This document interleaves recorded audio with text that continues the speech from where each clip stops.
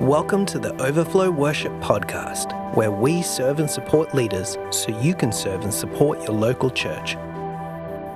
Hey everybody, welcome to the Overflow Worship Podcast. I'm your host, Andrea Olson.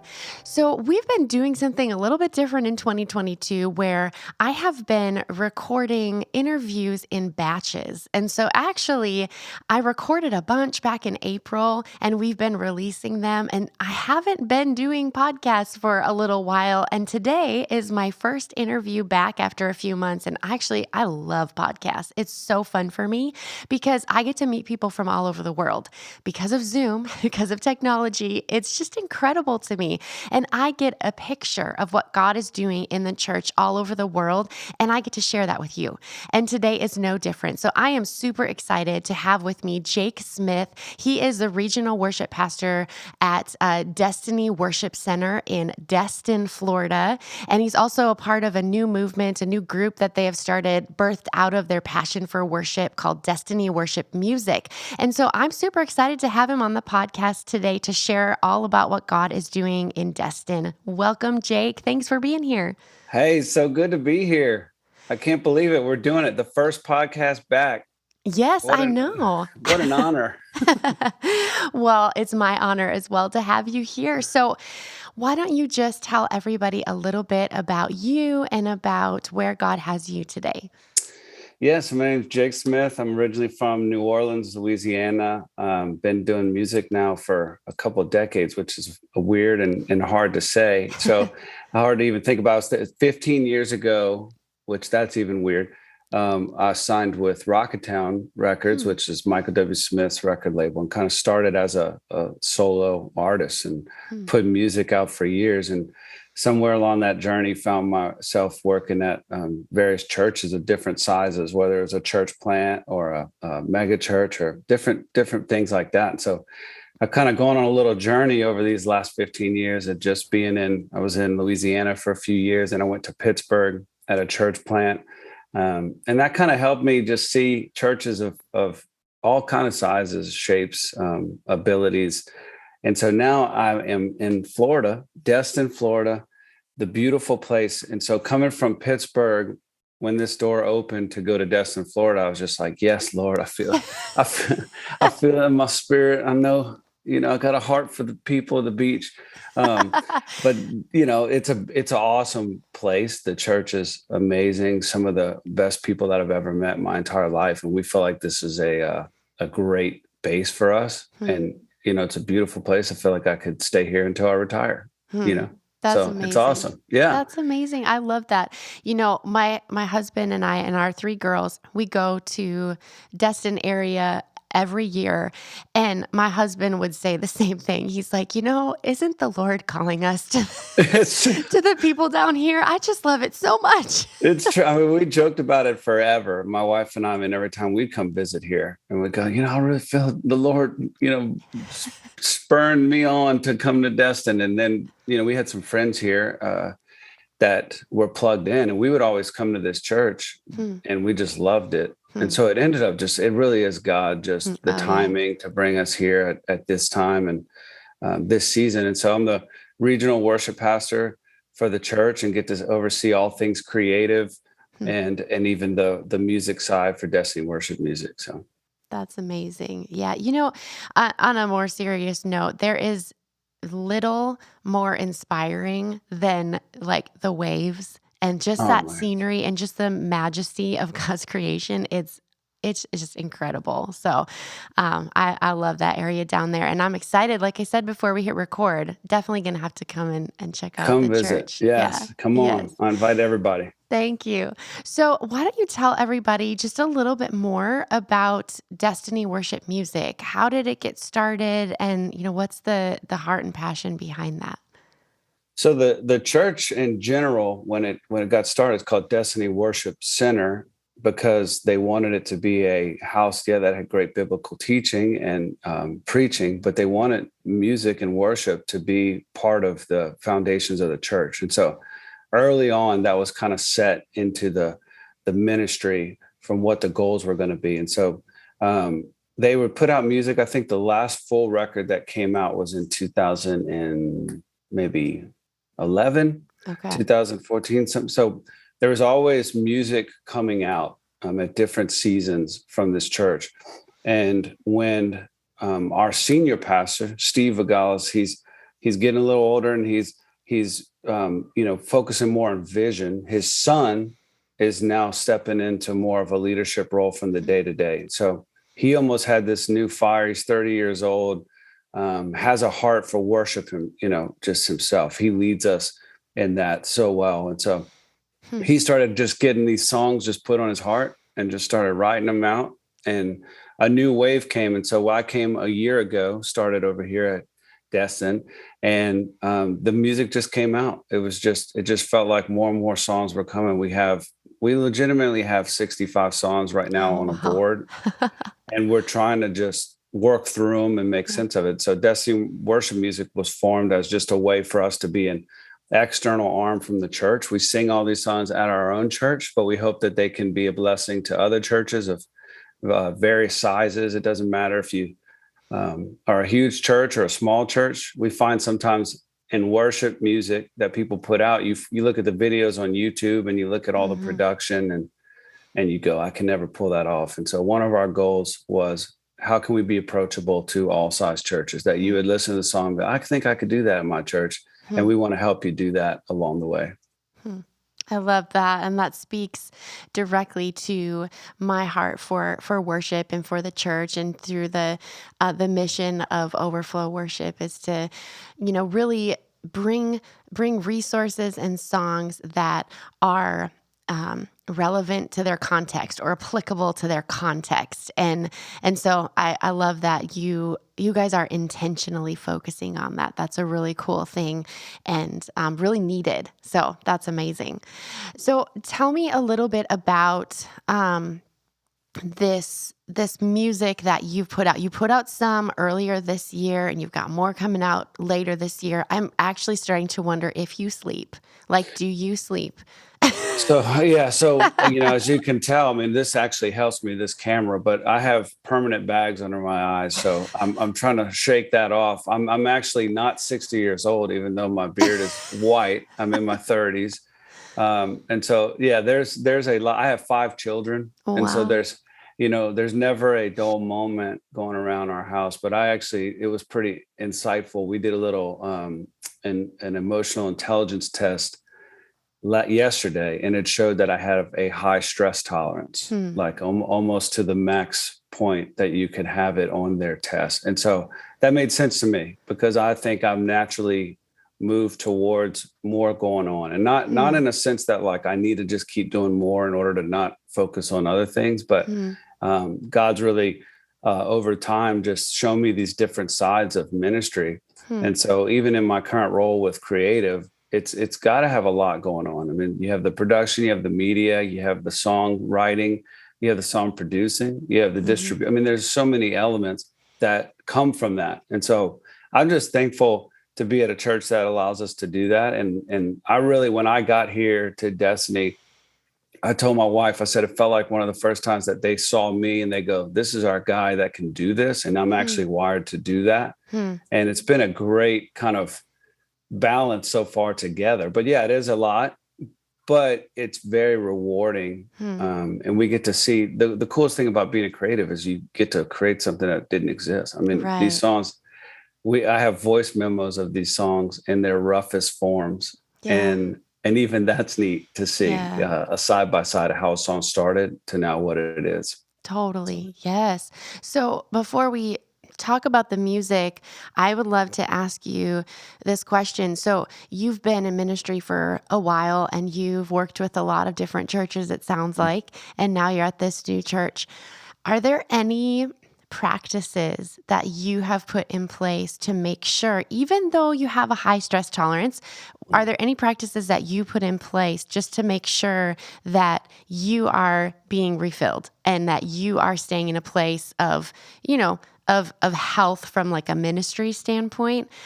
Because obviously, as we know, coming off of this recent season, that's a real conversation for a lot of people is, how do I, manage all of this and still stay healthy and leading well from a place of overflow. Yeah. So just to give shout out to John Eldridge, but he just came out with a new book that just really talks a lot about that. And one of the points he said that really stuck with me, he said, COVID took off so much from people. It took out all the reserves are gone. And so we came out of that COVID season and then life started happening again. And then everybody's like, oh, we're cool. Like I can go to the movies again. I can go on vacation if I want to. And so we kind of jump right back into the craziness of life. But we probably find ourselves a little more tired. We find ourselves a little more stressed out.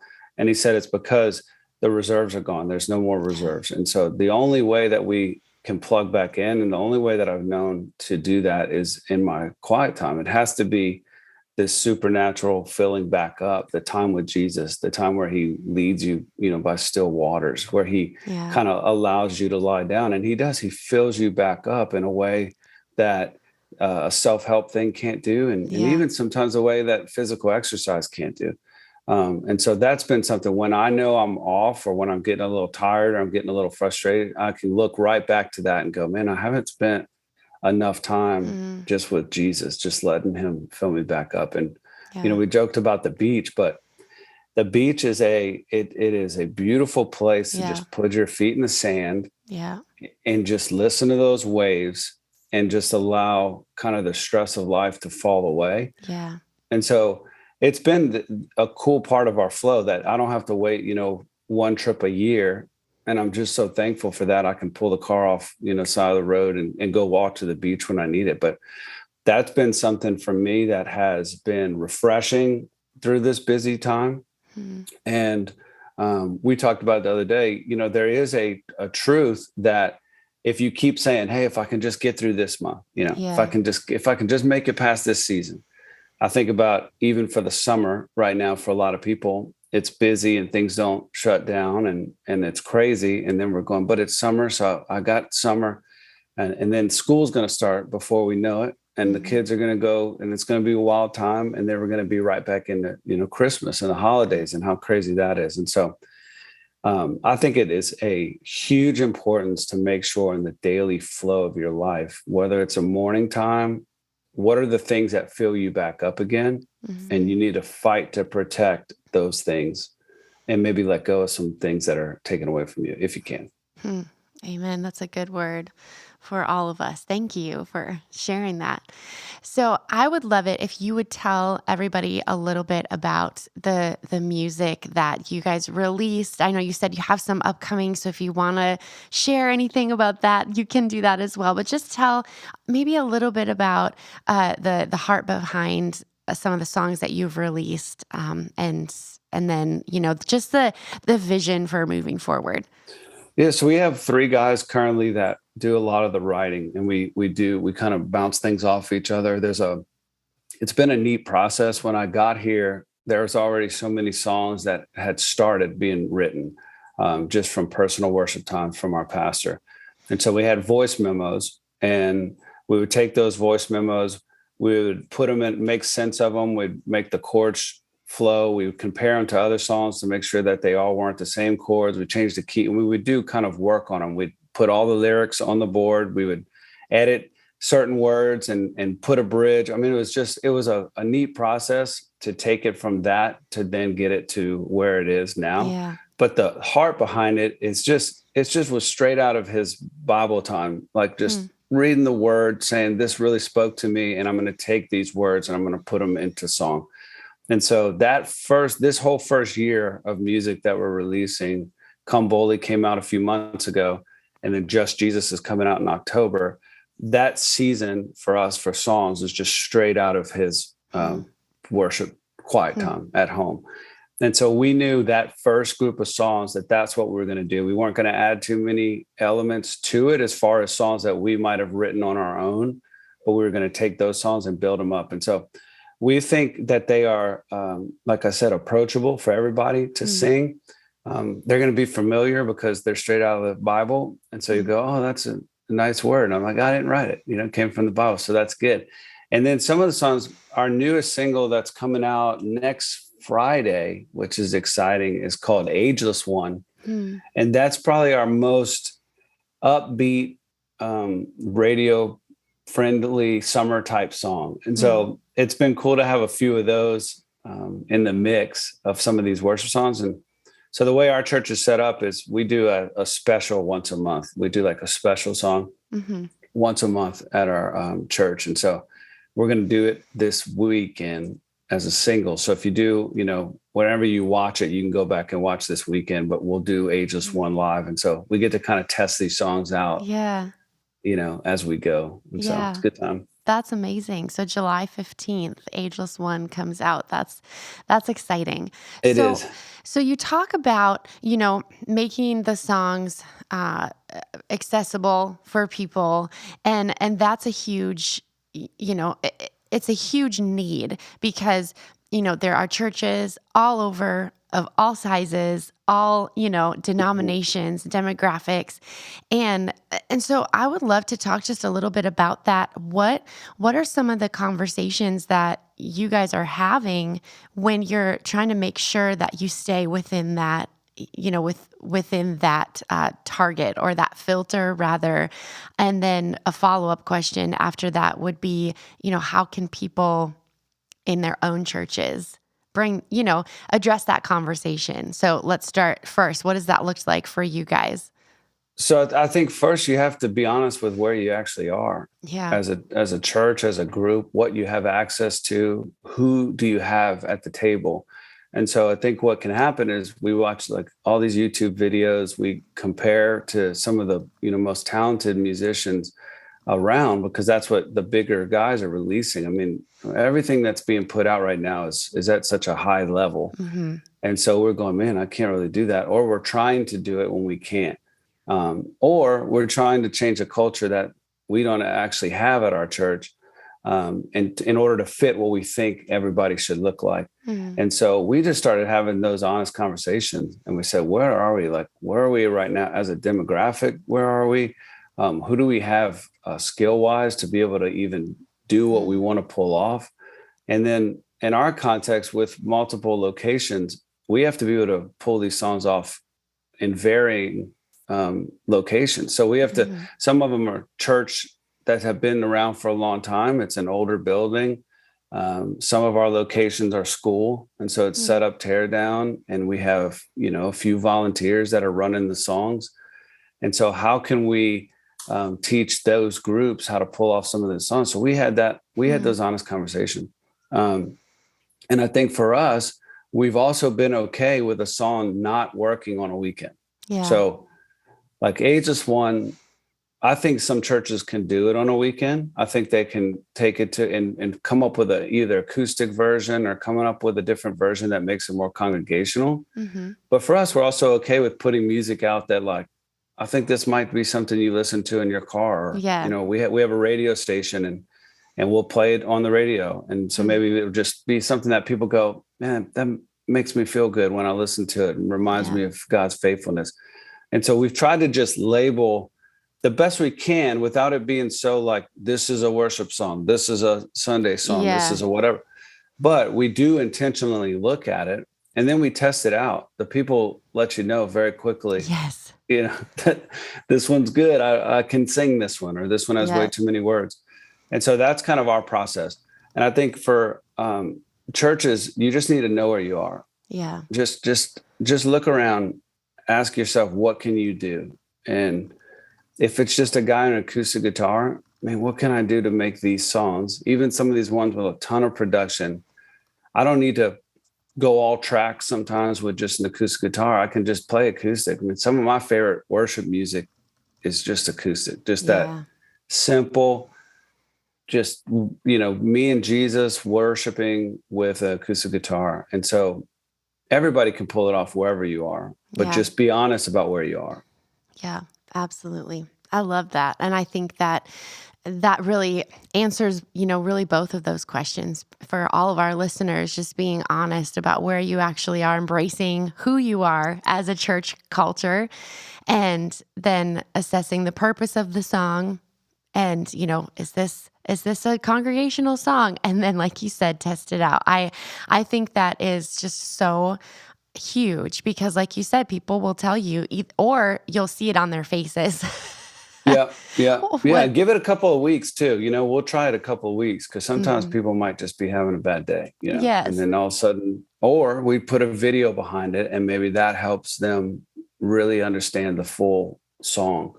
So we try a few different things. We don't just, one time and done, but there are a lot of songs where you do play it one time and people are into it and you go, well, we're definitely going to do that one again, Yeah. Yep. Absolutely. Yeah.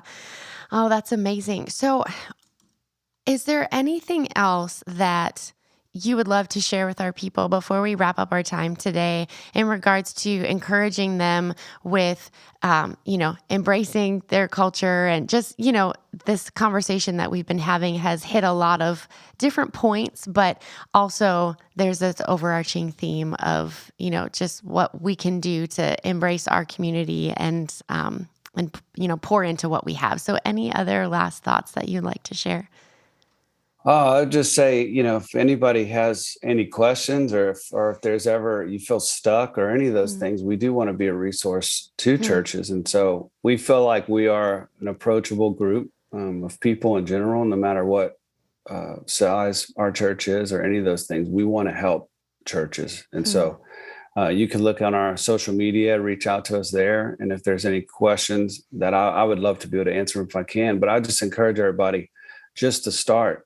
If you have this heart to see some change happening with worship and your worship culture, or if you want to write songs, just start writing songs. It was the best advice that I ever got is from a college roommate when I was just telling him about all my heart for music. And finally he was just like, dude, just start, like, just do it. Or he was basically like, just do it, or I don't want to hear you talk about it anymore.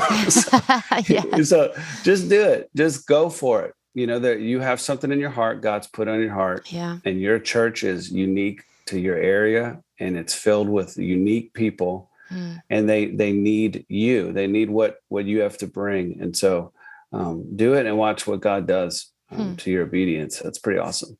That's amazing. That's such a good word for all of us to just pay attention to where God has placed us and to the desires that he's putting in our hearts. And as long as we are, as you said before, making sure we get our time with him and making sure we're staying connected to our source and, surrendering our desires and asking him to replace them with his, then it's like, okay, God, where have you put me? What is around me? And what can I do to pour into the community that you've put around me? So it's such a great word for all of us. Jake, where can people find out about the church, Destiny Worship Center, and about Destiny Worship Music? Where's the best place to go?